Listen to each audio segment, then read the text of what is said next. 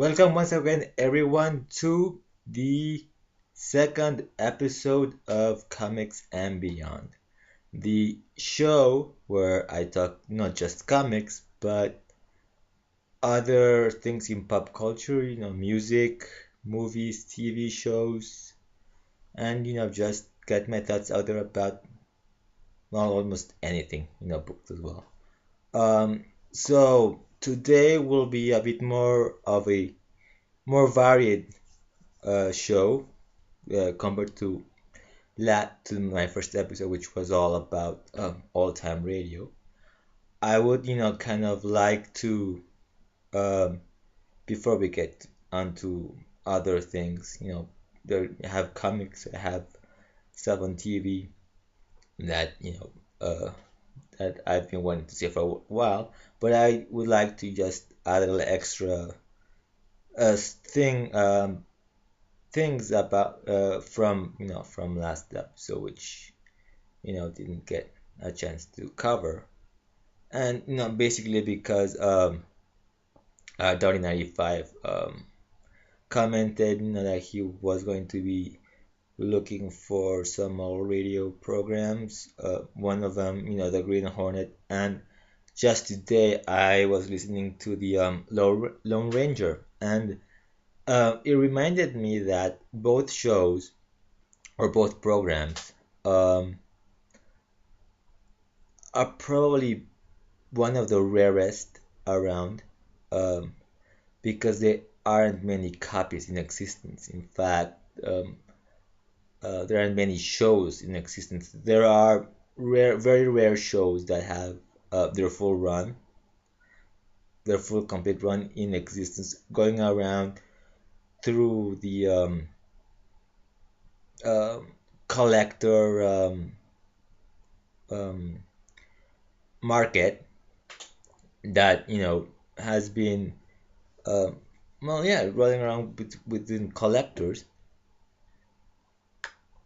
By the way, I'm actually drinking this excellent Mexican beer, Bohemia. It's a nice dark beer. This is probably one of the best I've tasted.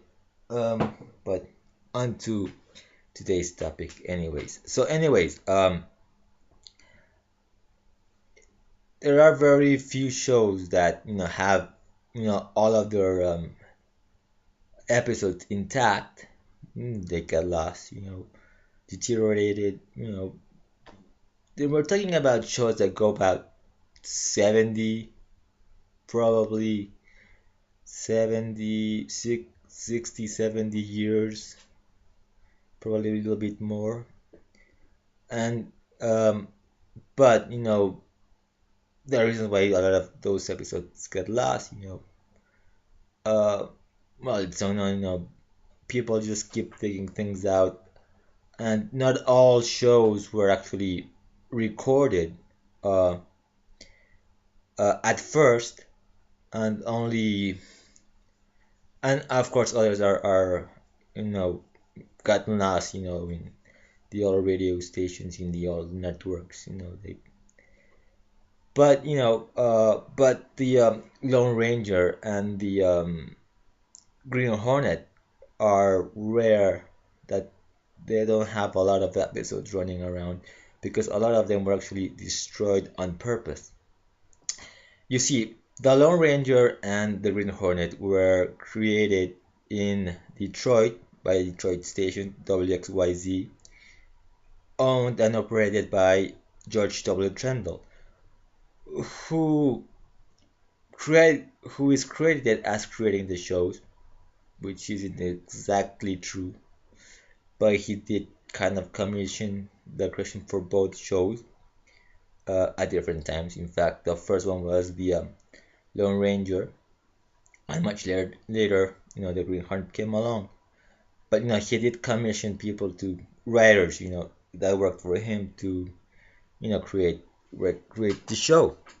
But Trendle is not. It's actually known to be a cheapskate. He actually was a very savvy businessman, and but he was cheap. In fact, um, the Lone Ranger was not recorded when it was going on live. It's most radio programs, or all radio programs were done live, and but were being recorded on uh, records, which were a lot larger than the regular 75. Those recordings would be shipped to affiliate stations all over the country, all over the United States, so that because of the time differences, because um, within each area you couldn't really get those shows to be playing at the same time. Only a few shows would be. Once networks were established, then you could, you know,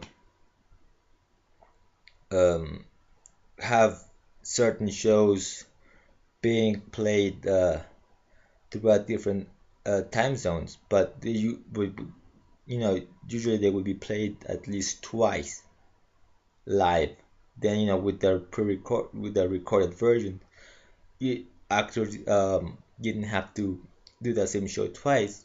They just recorded it once, and then it would be replayed later. For example, the Jack Benny program or the Jello program, um, which is actually usually had the shows that had sponsors, the programs that had sponsors have the sponsor's name. So, you had the Jello program with Jack Benny, or you had the Johnson Wax program, which with Freeberg, Mark and Molly, for example. Anyways, so Trendle didn't record the um, the the Lone Ranger. Actually, he actually played it once live within a studio for the whole eastern part of the United States.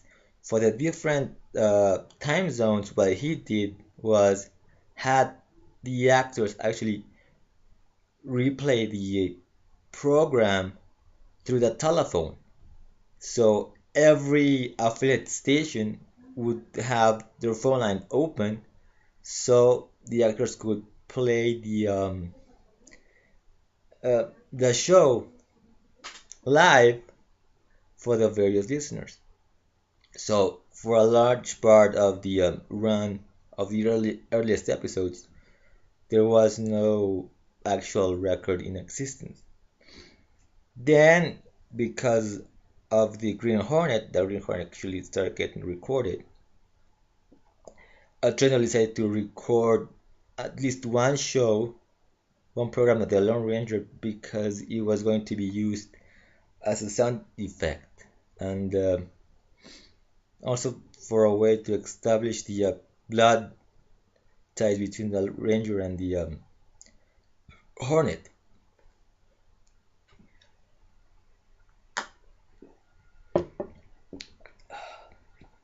Anyways, excuse me.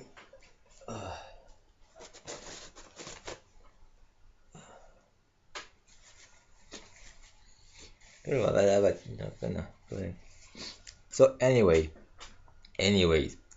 he started to record the Lone Ranger, and he started to record, the Green Hornet. Like I said, he was a cheapskate, George W. Trendle. As I've heard or read, actually, that the reason the Lone Ranger theme was the William Tell Overture, and the Hornet theme was the Flight of the Bumblebee, was because he wasn't willing to either pay royalties for a known song of the time, or even hire a composer to write themes. He just went with the with um, music that was in the public domain, so he could use a lot of that. he also had a group of actors working for him. So if you listen to the Lone Ranger or and the Green Hornet, you probably hear the same voices playing various roles.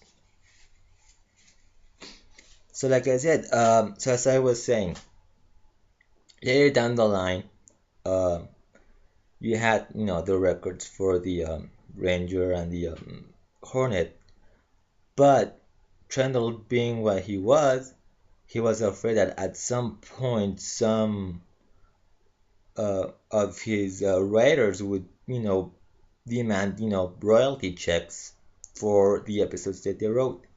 So what Trendle did was he burned all those records, he destroyed scripts, and any writer claiming to have done specific work for a specific episode wouldn't have the evidence to back it up. That way, he was free of actually paying anyone anything. So a lot of episodes got destroyed. Probably, and so there are very few in existence. Though, those shows had pretty long runs. The Lone Ranger went probably up to the early 50s, ran up same as the Green Hornet, ran from around the late 30s, mid to late 30s, and I read to the early 1950s. I think even before the Lone Ranger TV show even started. So it's somewhere around there. Um, so so it's very hard to find full runs of the show, of the program, few or even complete storyline because probably Trendle destroyed certain episodes.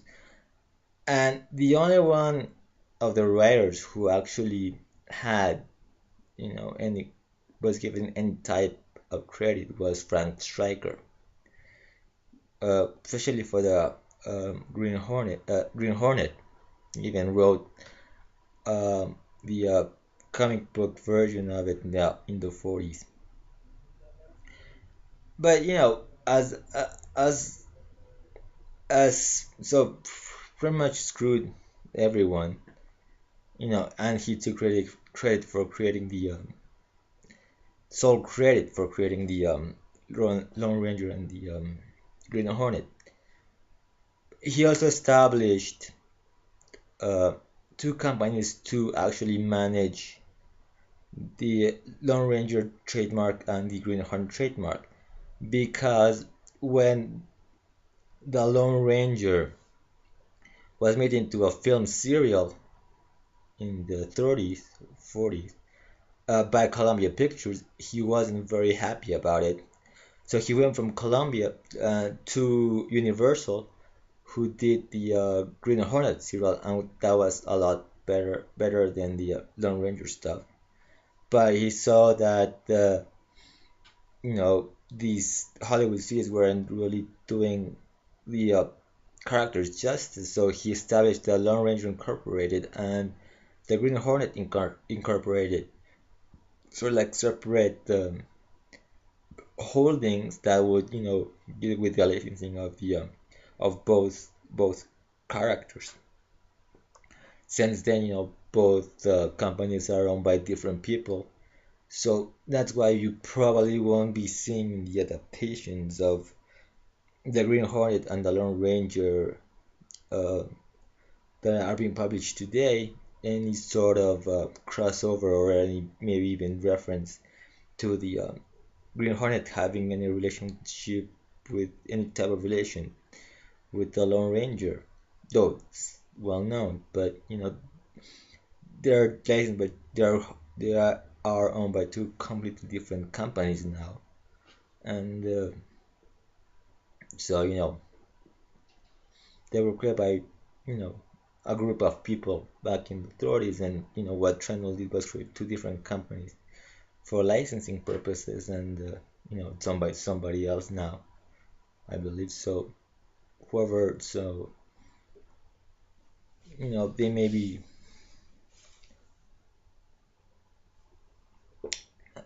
So, that's also provided a bit of a problem, establishing a relationship between those now in the comic books. Mm, don't take everything I've said, to my word. I mean, this is just as I remembered, so I'm not sure if things have changed. I read about this a while back, so I don't think it's changed much, but it's pretty much the story I read, done by some very good research on the web. So, anyways, moving on to other things, um, comic books. So, if you saw my pool video from on Thursday, from the one that I shot last week, or I mentioned that two major storylines ended. One at Marvel, one at DC. Um, the one at DC was Lights Out, which, as you remember, ended here on the Green Lantern Annual number 2. And I really, like I said, this was a very good ending to an event or a mini event within the Green Lantern titles. Um, um, and you know, it sort of also helped establish, a new era for Green Lantern and a way for the new writers to start their properly, I guess, their own era with the books. Pretty much, they killed off the light entities, in the annual. So that pretty much put a close to the Geoff Johns era, because it was Geoff Johns who brought that in, the whole uh, lantern entities being, sentient beings, all these the whole emotional spectrum thing. All of that, was brought in by uh, Geoff Johns, and Geoff Johns, what he did was just get, all these ideas that go back to the Silver Age, and found a new way, a new twist to them. Um, and I mean, the whole idea of Parallax being an entity was seen as silly by a lot of people when it came out. I mean, it was like, oh, Hal Jordan was possessed by a giant space bug. But, that whole idea that was, mocked at, um, at that time became an integral part of the mythology, that it extended beyond just, giant yellow bug called Parallax. He grabbed the idea of the Predator, which was an alternate persona created by Carl Ferris back in the 80s. And, he actually made it into an actual entity. And, he created the rest of the core, and the rest of the emotional entities. All of these concepts became a huge part of the mythology of Green Lantern. Lights Out kind of kills them off to replenish the whole well of the emotions that was created by the Vendetti and the rest of the new people working on Green Lantern now. So while their issue spread through Lights Out was sort of picking up the pieces from the previous run, we know how Wrath of the First Lantern ended. The Guardians got killed. So so anyways, they moved, they grabbed that, they moved forward with that, trying to pick up where Jeff Johnson company left off. And with Lights Out, they're pretty much establishing their own identity, their own for the book. So they, of course, then, like I said, they killed off the entities. They also blew up Oa. So that's a big deal. Killing off, destroying Oa, because that's a concept that goes way back into the Silver Age. But at the same time,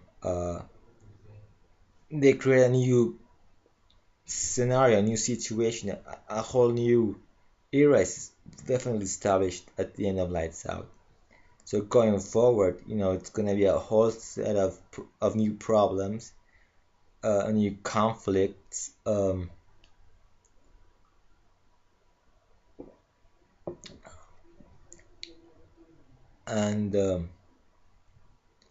that the changes are huge for what we've known for the past, I guess, 4 or 5 years that Geoff Johns was in the book.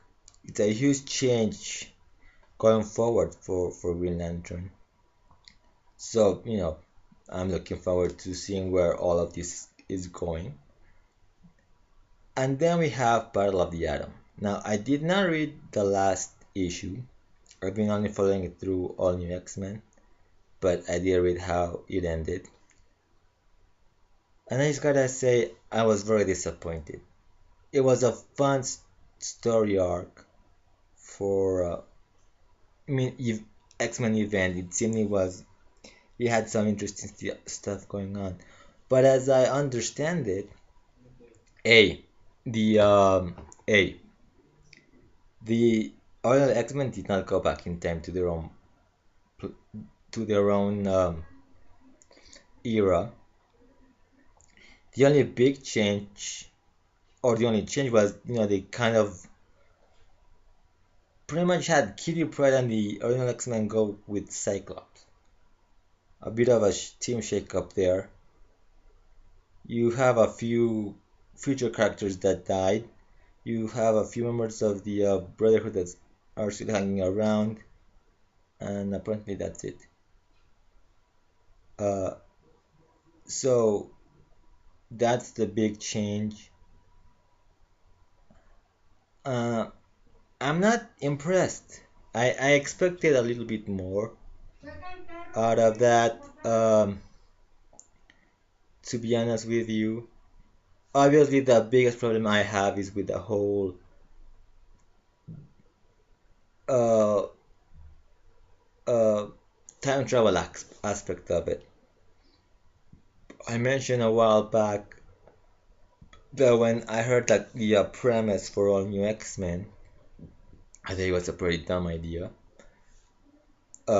At first glance, it does seem like a dumb idea, but it opened up a whole new kind of worms, a whole new set of stories.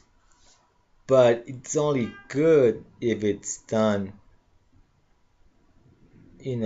for a very limited amount of time, because part of fiction is that there's good fiction and there's bad fiction. And the X-Men right now are going through a case of bad fiction because it's not believable. You're to make something believable, you know, you don't have you have to have the reader believe what they're reading, seeing it as a reality, even if it's a made up reality. You as a reader you have to believe what you're reading, and it's bad fiction because of the science. So the X-Men can't go back in time because something doesn't allow them to. What? And not having them go back in time,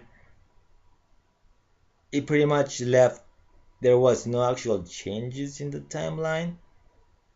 I mean, come on. The X-Men could, and we're talking about comic book time again, but at least something's gotta change in the timeline. The last time the X-Men are on their own time, a lot of things are I mean, time doesn't stop; it keeps flowing. So the less time the X-Men aren't where they're supposed to be, shouldn't that start changing history? I mean, like I said, in this book, you have a much more believable story. I mean, Hal went all over the Omniverse, going to different timelines, trying to save Krypton, and his actions have, you know, apocalyptic consequences. The whole universe or Omniverse, the whole time-space continuum is blowing up. And the only way to stop it is to go back to them and stop Hal from doing whatever he did and fix everything. There are consequences to the actions that Hal took going through the time-space continuum and start messing up with it. Why isn't there any in the X-Men, in the whole Marvel universe? Why? Because Marvel doesn't want to mess up with their secret continuity. I mean, you have time paradoxes there. I mean, you have a young Cyclops interacting with his older version who pretty much went crazy. He went all militaristic all the way. He killed Professor X. But, how could both versions exist if, I mean, it's just very confusing. And that's just Marvel having their cake and eating it too. But that way, it's not believable. I mean, you know, it's fiction and, the writer can do whatever the hell he wants to. But, there are rules in science fiction. There are rules in the Marvel Universe that were established a long time ago about the effects of time travel. And time travel usually what it does is create divergent timelines on alternate universes or alternate timelines. We saw it in the Days of Future Past. We've seen it in the Age of Apocalypse. All these little things, especially in the Age of Apocalypse, where going back in time, Legion killed off Professor X instead of Magneto, and they create a whole divergent timeline for the whole story that now it's its own universe in of itself. But you have the original X-Men now. I don't get. I mean, it's not believable, and if there aren't any consequences for all that, for all of that, I don't know. I mean, I don't know what the hell. So that was what I really wanted to say about Battle of the Atom. And I mean, I'm not gonna stop reading all new X-Men. I really like that book, and I said it before when I started picking it up. I don't care if the original X-Men had gone back in time. You know, as long as the stories were interesting and the characters that were brought in were interesting, that was I was fine because that's what I've read a ton of X-Men. I've read them for about 10 years regularly, and rosters changed all the time, situations. So even though I like the original X-Men, I think the best way was to actually, you know, have him go back in time and maybe fix things and create a much bigger status quo. What you've got here is just a roster change, I guess, and that's that.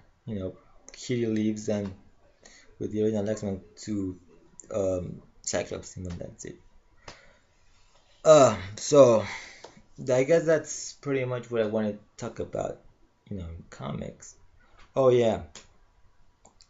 Um, um, yeah, I guess that's pretty much it. What I was thinking of doing it, talking about how events these days are much more of a made up forced thing instead of something that comes naturally. But I think I might talk about that next week because uh, there's still a few things I want to talk about. You know what? I'll say this. I'll say, I think these days events are, sort of forced thing, especially at Marvel, where they'll go from one event to the next, to the next, to the next. Uh, which I think, I mean, do you think,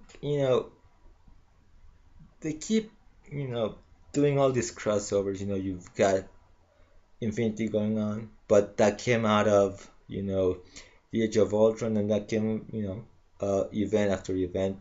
I was hearing that the Hunger, that event, mini series, actually didn't even conclude, but it was going to continue in the Ultimate Universe Cataclysm thing. What the hell? I mean, back in the old days, you know, a lot of these big story lines were, built up um, organically. One story led to another story to another, and especially when we're talking about events.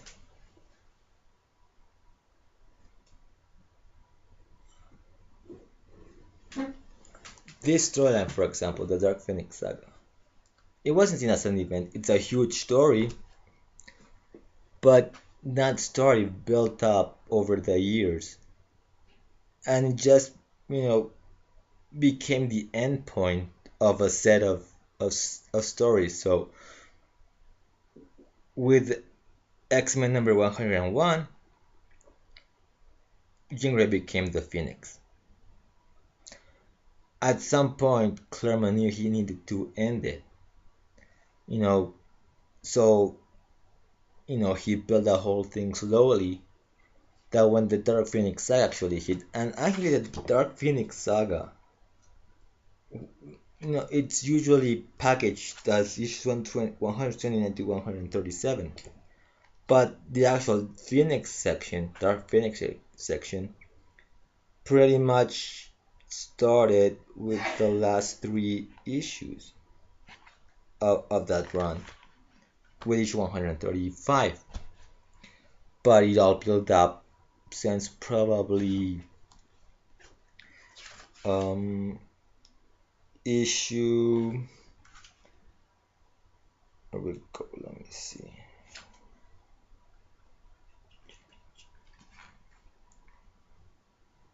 Since around issue 125, when Mastermind started manipulating Jean Grey's mind, but it was a slow build-up, uh, and then it became a huge story with huge with a major change. They killed off Jean Grey, uh, and that was a big thing. But just slowly build up to it. It wasn't, a planned thing, and it was a planned thing. Uh, but it wasn't planned as being this big thing. Just another story line that I like the way Claremont that did things. He would build things up slowly, and from around issue I think it was around issue 97, 96, somewhere, when Claremont took over the X-Men as sole writer, because the first few issues were co-written with, I believe, Len Wein. Um, Once Claremont had the book, he started working with the Shi'ar story arc, but he built it up to it. And between the whole Shi'ar thing going full on, he actually had a story involving the Sentinel and this guy named Stephen Lang, who was planning on destroying the X-Men and raising a new brand of Sentinels and whatnot. And then, but in the background, you had the whole Shi'ar thing moving along slowly, starting with, Professor X dreams uh, of, or dreams, I would say, because he was basically Lilandra psychically contacting the professor. So that was going on in the background. And then, we get the whole story, building up, building up, building up until I believe that was about 3 or 4 issues of the whole space thing. But with issue 101, we got Jean turned into the Phoenix, and as I took a number of issues to get, I guess 124 or more, 100, you know, um, um, several issues to go on and create the Dark Phoenix. But he Claremont, as I understand it, he always plans every year. So with his set of stories, he would hint at stuff. He would slowly build it. Uh, and but it was all an organic thing in the end. It's just a consequence of all of where he wanted the stories to go. Nowadays, especially with Marvel, it's like we have to keep doing all these events. We have to keep telling all these huge stories. It's more like a marketing ploy than more than anything else. Um, you know, well, I guess what this is doing with their events. Um,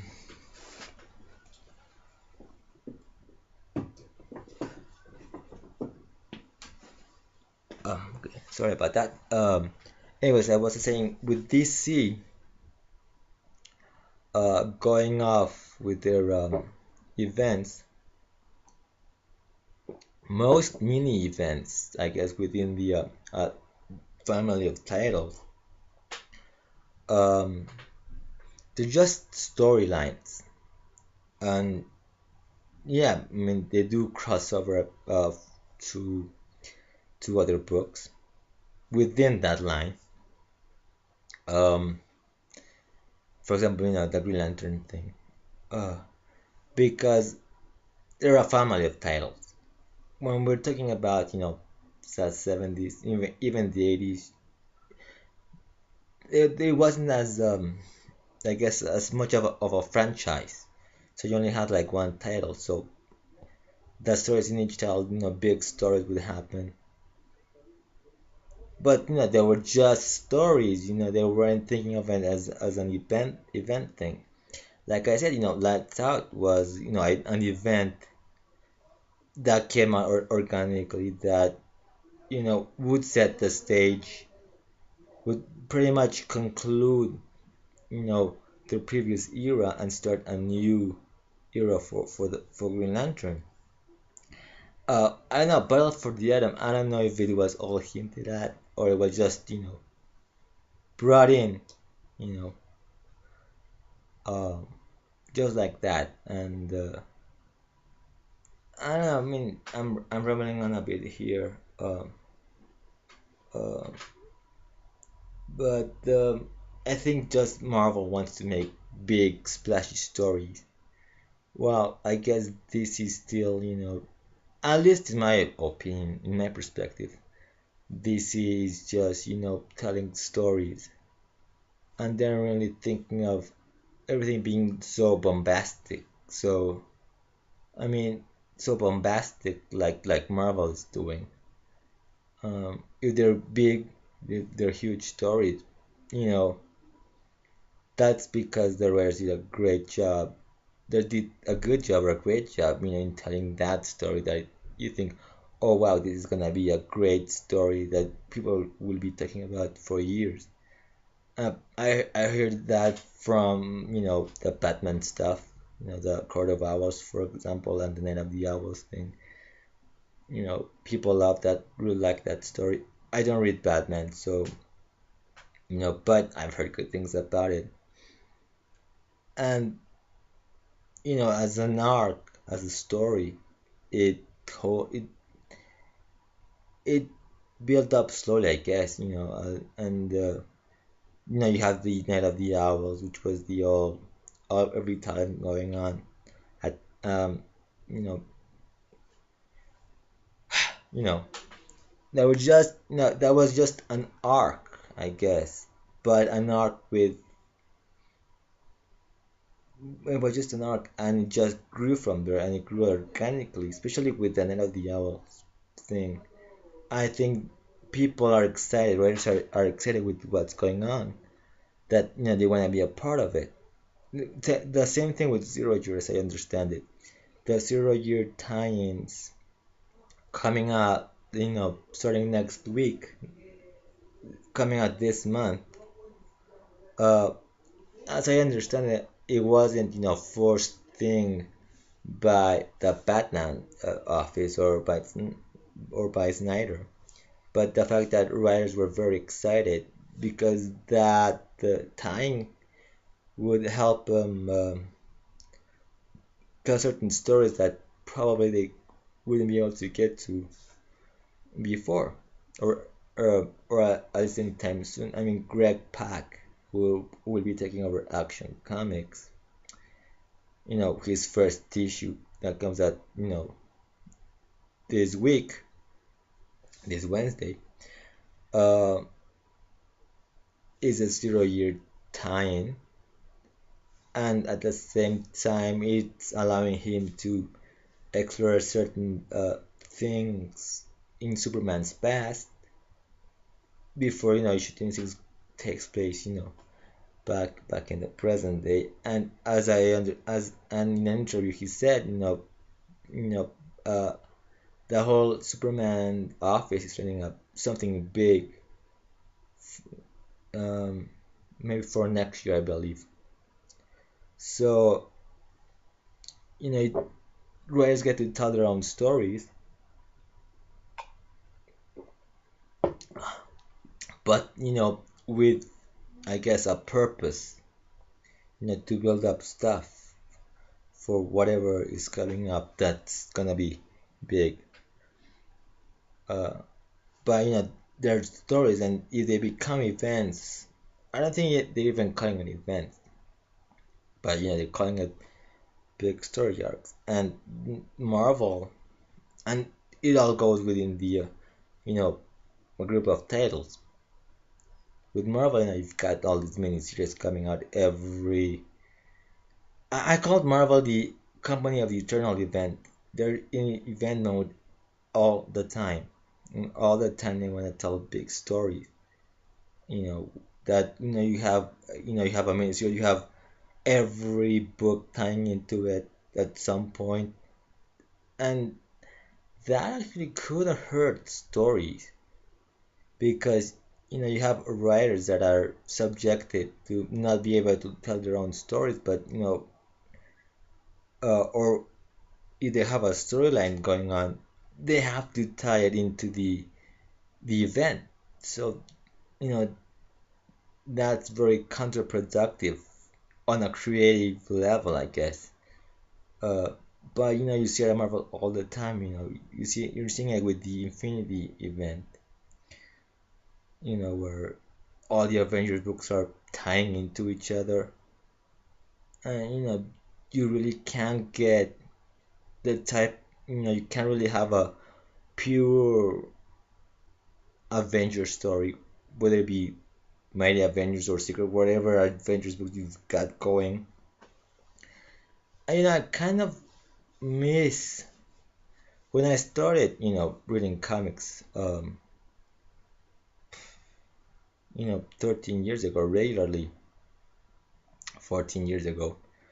Uh, you really didn't get the whole event thing. Each book was telling their own stories, and each book would have big stories. They would have little stories. I mean, the biggest story I remember reading was the Kang War, which was Kurt Busiek's last story arc on Avengers, and it was a huge story. And yeah, it wasn't made into an event. It didn't have any times or anything going on, and it was a pure Avengers story, to say the least. Um, so yeah, I mean those are my thoughts on how events are being handled at both companies. I think I might have to say more on the next episode. And talking about DC and Marvel, the big topic that's been talked about in the community is the two shows that are on the air right now. Marvel's, has Agents of Shield, and DC's got Arrow, and everybody agrees Arrow is a far better show than Shield, than Agents of Shield, and that's because, despite the fact that it was written by it's head helmed by Joss Whedon, who has had a lot of success. The fact that the TV show ties into the Avengers movie, you'd think it would be a big hit, but and it's a boring show. You really can't connect with any of the characters. I mean, I watched the show, but for the most part, it's just background noise for me. I I find nothing to get me excited about. Turning on the TV and watching the show. I mentioned it, before that it debuted the day after it in the States, so we're just like a day in difference from the original broadcast and the broadcast here on cable. Uh, and I think there is a consensus. I remember seeing a column in on CBR titled, Agents of Tadium, which it has none of that just within charm. I guess it doesn't the characters.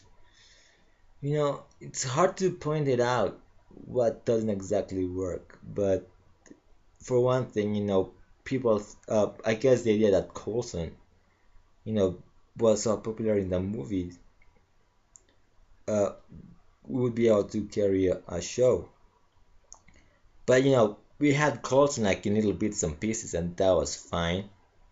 Having him all the time, uh, and that nothing against the actor that plays him, but I don't know. I mean, I don't think the character is worthy of having of carrying on his own show, and the fact that you have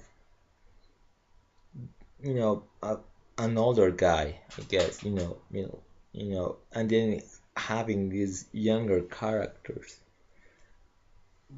um, it just doesn't work. I guess chemistry wise, between actors might not be exactly right, and um, the other thing, I think the stories that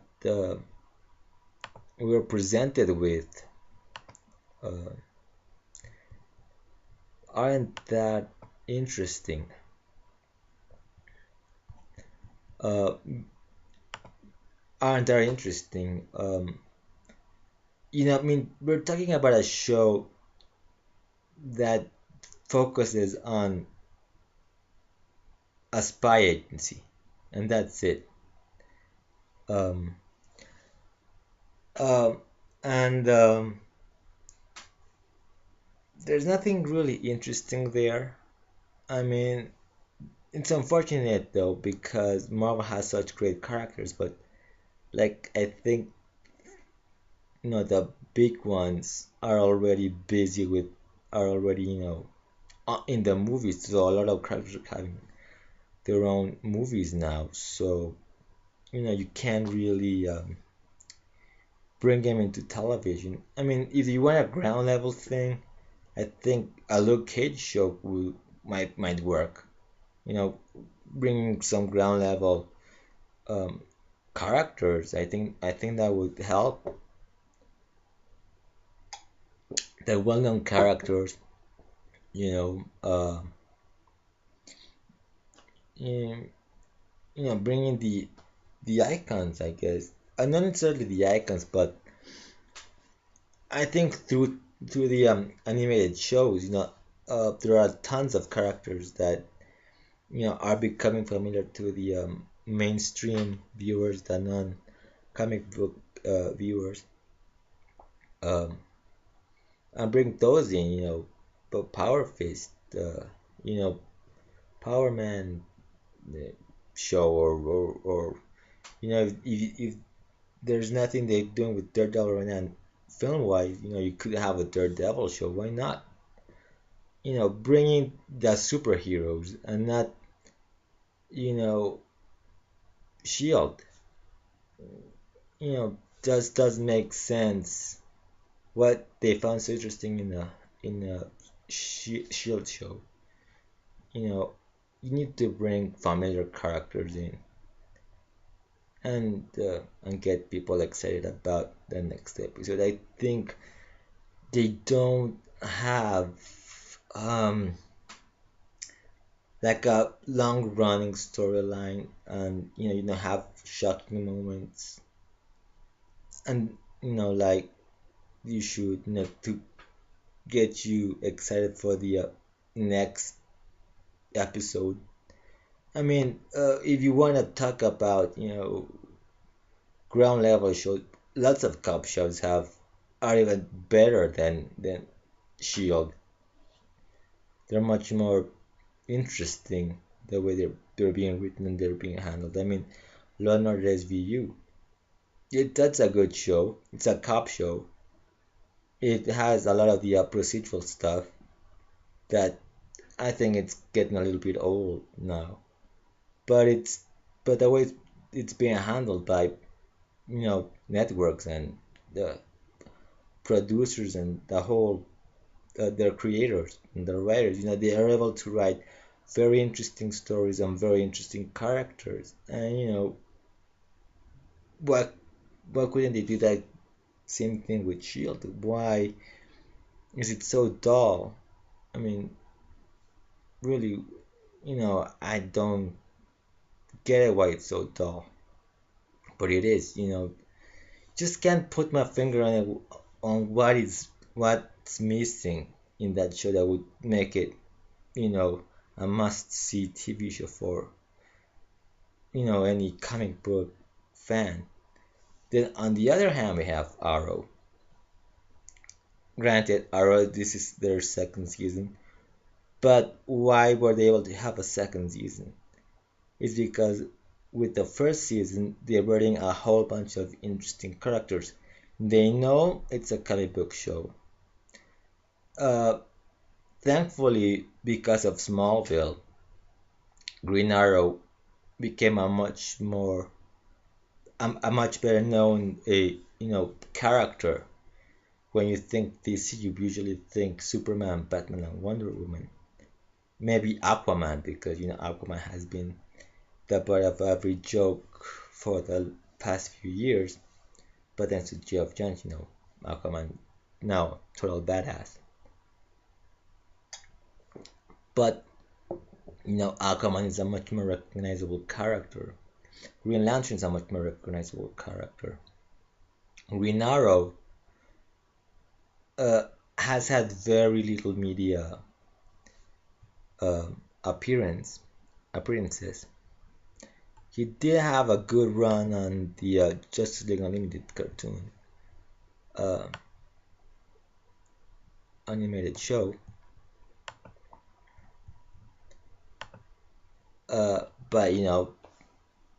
but most people didn't watch that. But most viewers know the Justice League because of the Super Friends. So a lot of the Justice League characters are very well known. Flash and Aquaman. Um, but Green Arrow wasn't that familiar to a lot of people. But with Smallville bringing the character in, he became a much more better known character. But what I think makes Arrow the success that it was, in fact, if I remember correctly, it opened very strongly. It debuted with a very strong uh,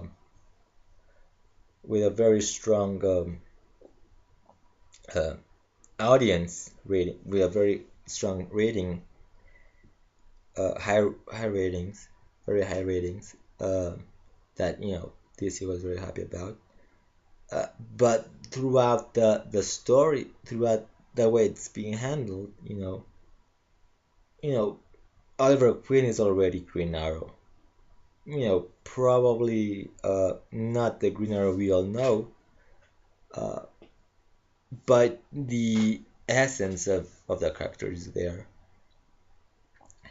Uh, they added an interesting supporting cast. They gave Oliver Queen, a family, associates, um, and throughout the whole series, throughout the whole first season, the character had a purpose. There was an ongoing storyline uh, that all came together at the very end of the first season. And then there's the parts that are shown, the flashback section of Oliver's um, experience in the island, which continues this season. But it's peppered. The show's peppered with a lot of references, that Easter eggs. Uh, it's a fun show. It has action. It's got drama. You know, and uh, and this season, they're even expanding it even further with more, which if the first season was very, I guess, insular, based in Salt Lake City, uh, and the only character, the only hero was you know Green Arrow, or I guess the Vigilante, or the Hood, as he was known. Uh, this season, they're expanding it. So now we know that Flash is coming, or at least Barline is coming. I think what in a few episodes.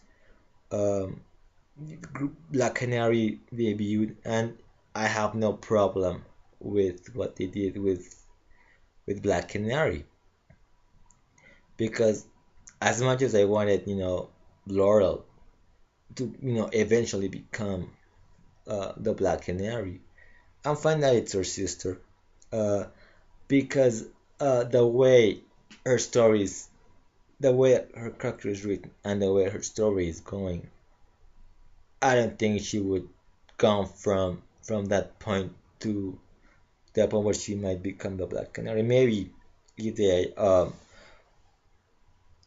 wait it a little longer, maybe, but they say they have a Black Canary early on, so they brought in the sister to take the place.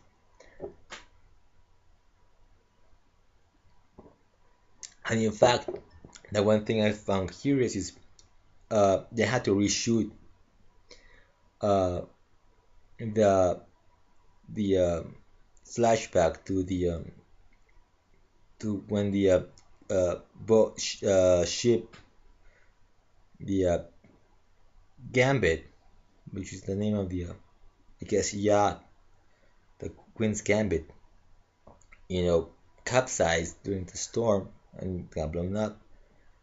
They had to reshoot those final scenes, or those scenes when, you know, the whole thing, the whole ship's getting destroyed with the new actress.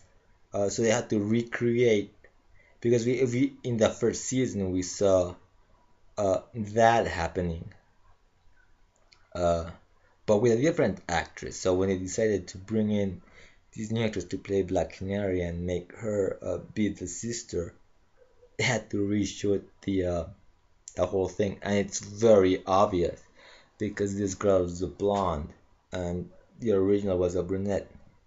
So I don't know why they didn't use the same actress though.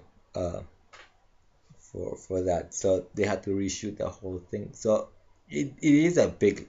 I think that's the only problem last episode had, because it was a very big change between one actress and the other, because it's still very fresh in my mind, you know, those flashback scenes.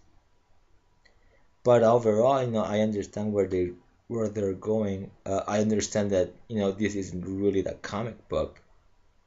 Uh, this is, you know, the Ronald universe within the TV show. You know, and even, you know, it's got a very distinct look to it as well. You know, the photography is very distinct. Uh, so so that makes it even better, I guess. It doesn't feel like, I don't know. It just gives it a look and a mood.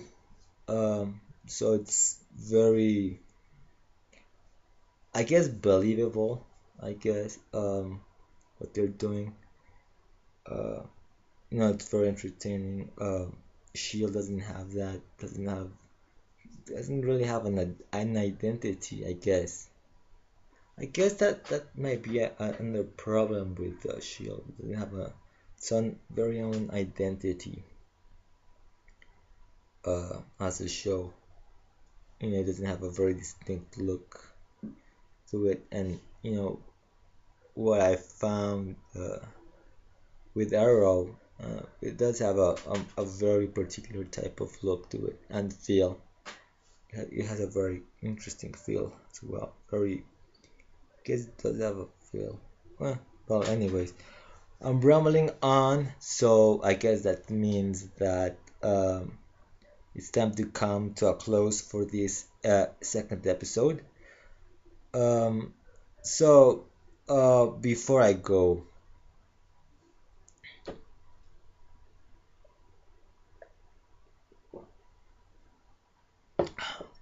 before I go, um,